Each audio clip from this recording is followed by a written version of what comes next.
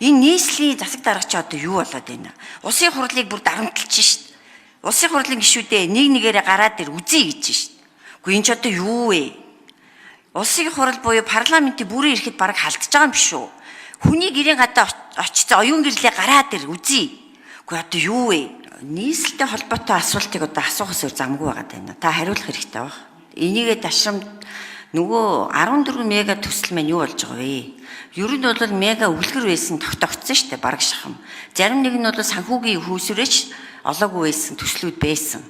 За зарим нэг нь одоо хаана юу болсон бүү мэд.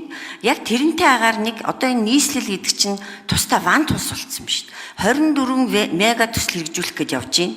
Тэгэхээр энэ засаглалын хуваарлт ч одоо яг юу болоод байна? Монгол улс чинь нэгдмэл төрийн байгуулалттай улс байгаа.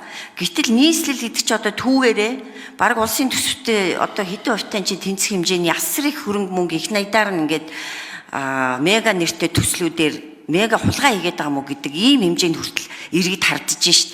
Гэхдээ энэ хардсан санал бодлоо илэрхийлсэн иргэдийг ингээд ерөөсөй барьж авч бараг алах нэ. Энэ одоо зүгээр үү? Энэ эрүүл үзэгдэл үү? Манай улс бол төрийн байгууламжийн хувьд нэгдмэл, нэг төсөвтэй.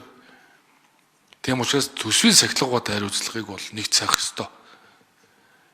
Тийм учраас энэ нийслэлээр үүсэж байгаа асуудлууд дээр би ажиллаа авсныхаа дараа тодорхой ажлын хэсэг байгуулж дүгнэлт гаргаж, шаардлага тавьж ажиллана. Энэ асуудал дээр. Тийм учраас бол бид нар бол үргэлж бодож байгаа хэвээр Монгол улс бол төрийн байгууламжийн хувьд нэгдмэл улс шүү.